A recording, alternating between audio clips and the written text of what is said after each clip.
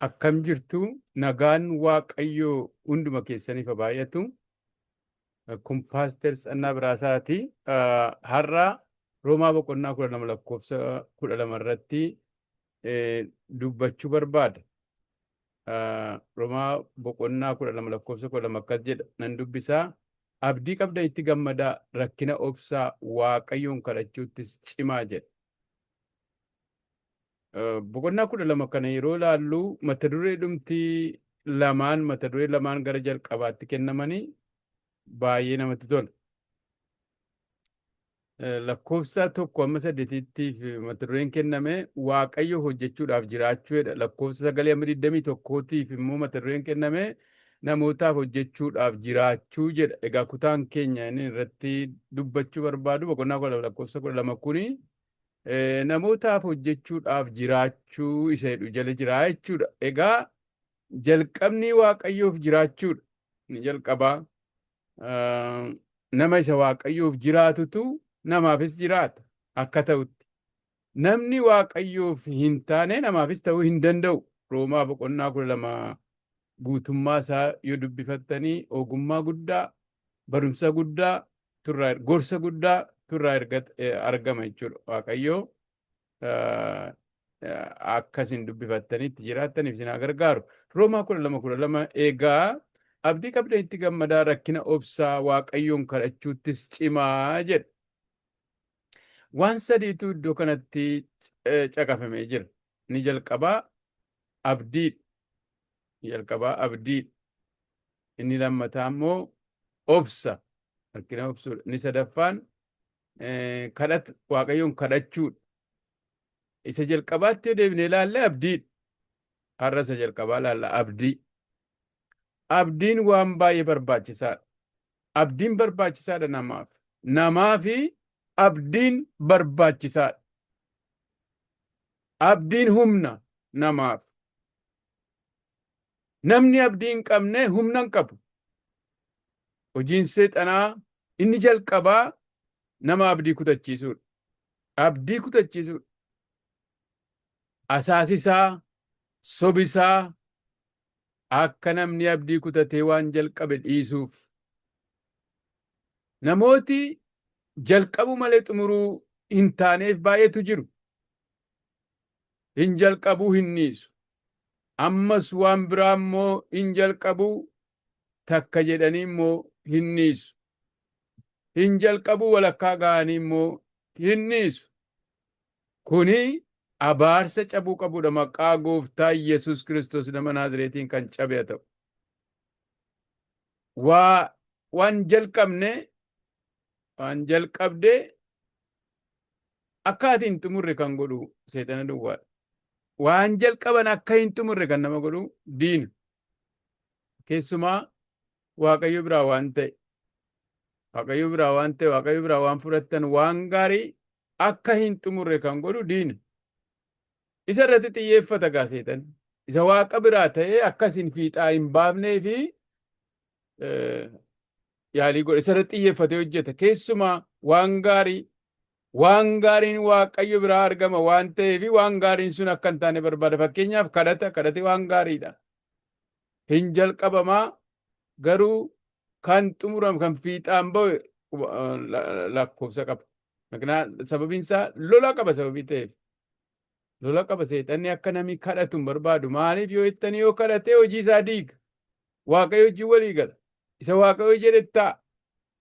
Waaqayyoon kadhatee waa argatee isa dhugaa ba'a. Isa babal'isa namni. Hin diiga. Hin waraana seexana.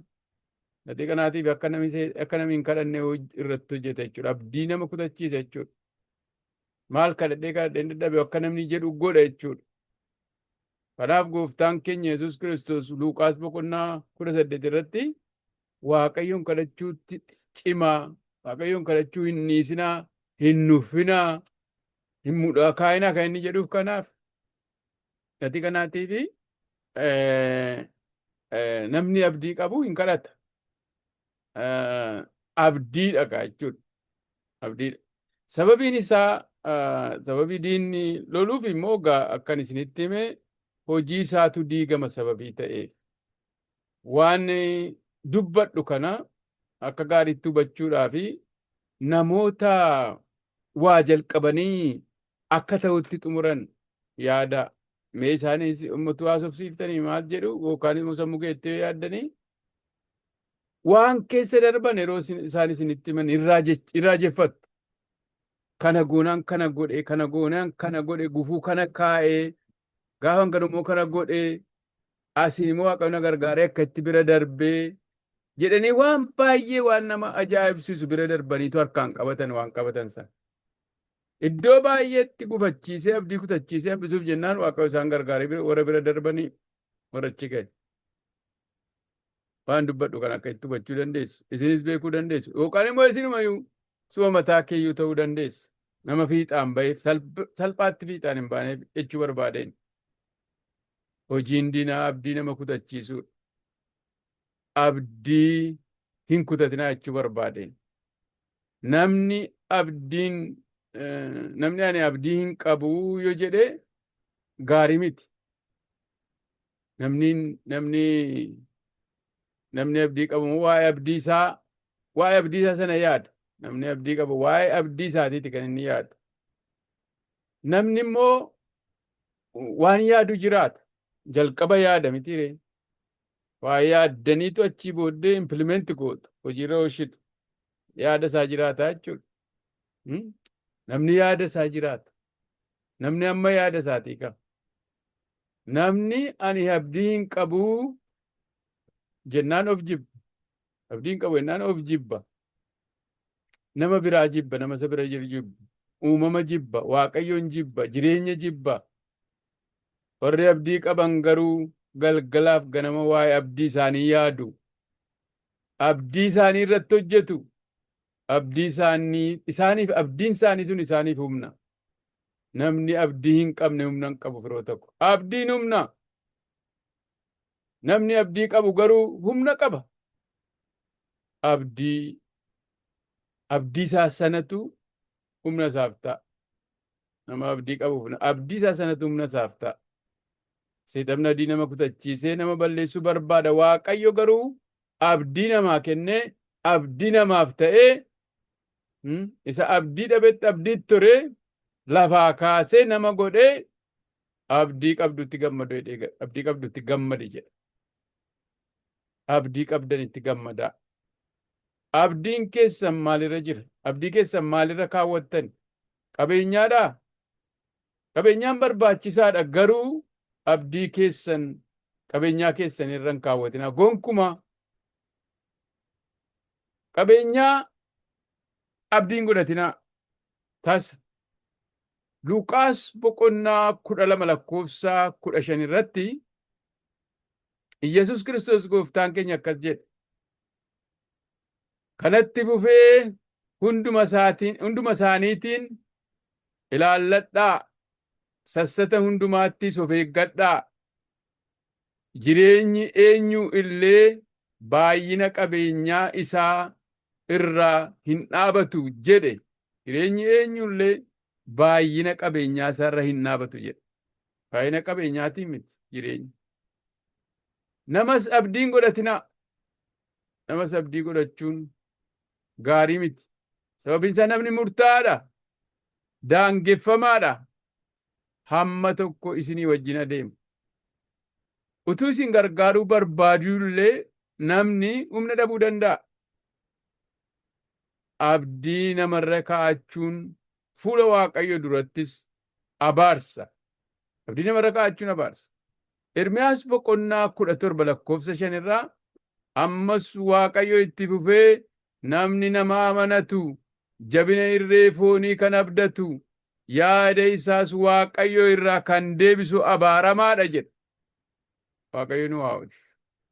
Inni akka muka baalli irraa harca'ee qophaa isaa lafa onaa keessa ijaajjuu isa akka lafa gogaa waa biqilchuu hin dandeenye akka lafa soogiddaa iddoo namni keessa jiraachuu hin dandeenye akka lafa soogiddaa isa hin jiraanne isa namni keessa hin jiraanne keessatti argamuuti wanti gaariin yommuu dhufus arguu hin danda'u. Waaqayyo nu haa baraaru. Wanti gaariin yommuu dhufus arguu hin danda'u. Garuu namni Waaqayyoon amanatu ana duwwaattis kan of kennu haa gammadu. Namni akkasii akka muka yaa'aa bishaan qarqara dhaabamee hidda isaas gara bishaanitti yaafatuuti. Mukichi ho'i yommuu dhufu hin sodaatu. Yeroo hundaa in lalisa. Caamsaan isa hin yaaddessu. Yeroo yeroottis ija hin godhataa jedha. Maal gaariidha Waaqayyoon amanachuun, Waaqayyoon abdii godhachuun, isa irratti of gatuun, Waaqayyo nama hin qaanessu firoota. Warra isa abdatan, warra isa irratti of gatan na baasa warra jedhan hin baasa Waaqayyo. Hin baasa Waaqayyo. Yeroo seexanni boolla qitu Waaqayyo nooraa ta'e irra ceesisa. In ooshaaf of galchaadha warra isa amanataniif Waaqayyo. Warra isa amanatanis beekaa jedhame. Naawomirra. Warra isa amanatanis gaarii godhee beeka. Warra isatti of gatanii hin beeka in oolchas Waaqayyo. Isarra kaa'achuudha abdii ofii. Isarra kaa'achuudha. Phaawulos kana gorsa. Waan biraarra hin kaa'atinaa jedha. Ani abdii koo gammachuu koo kanas sanarra kaa'achuu waan baay'een qaba garuu Kiristoos naaf caalee abdii koo isarra hin kaawwadhe. Isa boriirra. Waaqayyoof galanna ta'u. Isaayaas boqonnaa 31 lakkoofsa 1-2-3 immoo warra Gibxii bira gargaarsa argachuudhaaf achitti gadi bu'uun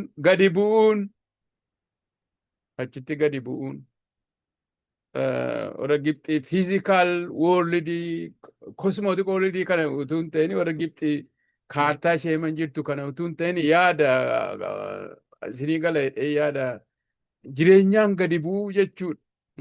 Gooftaarraa fagaatanii gara warra gooftaa hin qabneetti gargaarsaaf achi dhaquun jechuudha. Achitti harka kennuu jechuudha gadi bu'uu jechuun.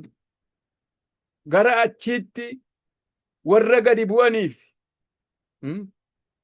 warra fardeenitti hirkataniif, warra baay'ina konkolaataaf abbootii fardeenii, warra jajjaboo amanataniif, warra gara isa qulqulluu kan Israa'el hin ilaalleef, warra gargaarsaaf Waaqayyoon hin gaafanneef wayyoo.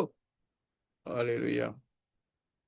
Warri Gibxii namoota malee Waaqayyo miti. Fardeen isaaniis foon malee hafuura miti. Hin rakkanneettanii gargaarsaaf gadi hin bu'inaa. Warra Waaqayyoon qabne bira hin naqinaa tasuma. Warra Kiristoos jireenya isaanii keessa hin jirre keessa gorsaaf hin naqinaa, gargaarsaaf hin naqinaa. Waaqayyo hin hinaafa. Waaqayyoon keenya Waaqa hinaaffaadha. Bagalaadii የሚቀባ መድኃኒት የለምን? እንጅሩ ቆርቻ ከንተው ገላዲ ነርገሙ ቆርች ማሊፍ ቤልዘቡልን ጋፈቹዳፍ iddoo biraa dhattanii Waaqayyotu እንጅሩ ሞወደን maaliif obbiratti dhiiftanii deemtanii? Inni naafa Waaqayyo. Inni naafa Waaqayyo. Egaa isarra kaa'achuu, Waaqayyorra kaa'achuu. Waaqayyorra al tokko Saa'ol, mootichi Saa'ol kakuu moofaa keessaatii yeroo bulchaa ture sanatti, yeroo mootii ture sanatti Saa'ol lolee miti, mo'atee miti. Waaqayyotu narree barbaadu fuudhee mootii isa godhe malee. Gootaan dhufee moo'ichaan dhufee lolaan dhufee miti.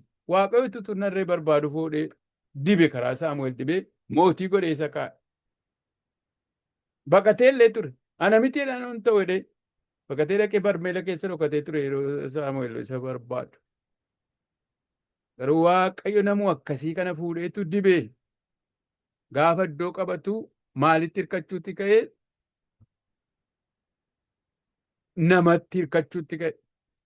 Qabeenyaatti hirkachuutti ka'e. Taayitaa isaa irratti hirkachuutti ka'e Saa'ol. Abdii isaa godhachuutti ka'e. Keessumaa Saamu'eel Waaqayyo utuu hin ta'in Saamu'eel raajichi abdii isaa ture, isatti hirkata ture. Rakkoon yeroo dhufu Saamu'eelin waammateetu akka inni kadhatuuf godha, karaa inni akka itti agarsiisu godha. Waaqayyoon miti, Saamu'eelin.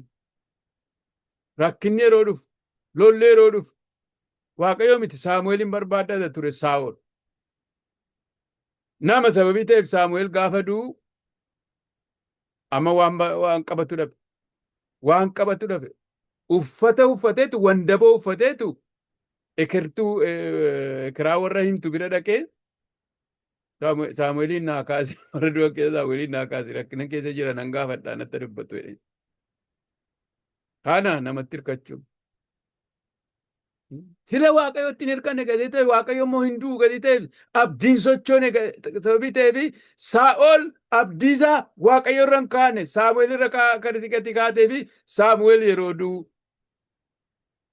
qullaatti Saamu'eel yeroo du'u waan godhu dhabe, hin qaana, hin salphate. Namni Waaqayyoon hin amananne hin salphata, hin qaana. Waaqayyo harka isaa yommuu ol fuudhu warri isaan gargaaran hundinuu hin gufatu. Warri gargaaraman immoo hin kufu. Lachanuu isaanii walii wajjin hin badu. Hin badu walii wajjin. Warri gargaarsa barbaacha ba'anis, warri gargaaranis, warri Waaqayyotti hin hirkan, warri Waaqayyo maal godha jedhan hin badu. Hin badu warri Waaqayyo maal godha jedhan. Waaqayyo kun maal sii godhe kan jedhan hin badu. Hin badani. Warri macaafa qulqulluu gubaa turan hin badan, irra hin jiran. Hin jiran irra. Hin jiran. Waaqayyo egaa abdii namaa ta'a. Abdiin namaa maal ta'uu qaba? Waaqayyo ta'uu qaba. Waaqayyo. Abdiin namaa uumaa isaa ta'uu qaba. Abdiin amantootaa Kiristoosii. Waaqayyo yeroo hundumaa abdii namatti ture. Isa abdii hin qabneef abdii ta'a. Isa abdii hin qabneef Waaqayyo abdii kennaaf. Waaqayyo abdii namaa isa hin sochooneedha. Isa abdii godhateef jalaan socho'u, isa hirkateef hirkoodha. Seexanni abdii namaa balleessee nama balleessuudha gaa hojiinsaa. Waaqayyo garuu abdii namaaf kennee abdii qabdan itti gammadaa. Abdii qabdan itti gammadaa. Roomaa 12 kanaan jalqaba. Abdii qabdan itti gammadaa. Al tokko namni abdii isaatti hin gammadu ta'a. Utuma abdii qabu itti hin gammadu ta'a. Utuma abdii qabu akka abdii qabu hin beeku ta'a. Utuma abdii wajjiniin jiru bishaan bira taa'ee dheebota al tokko namni abdii isaa sanatti hin gammadu. Waaqayyo gaa abdii qabda itti gammadaa. Abdii keessa yaadadhaa. Roomaa 12:12 abdii qabda itti gammadaa jechuudhaan jalqaba. Roomaa 12:12 hin xumurre ittan fufa yeroo biraa. Hamma sanatti abdii qabdan itti gammadaa. Yoo ergaan kun isinitti tole immoo laayikiif sheerii gochuun irraanfatinaa. Nagaatti tola.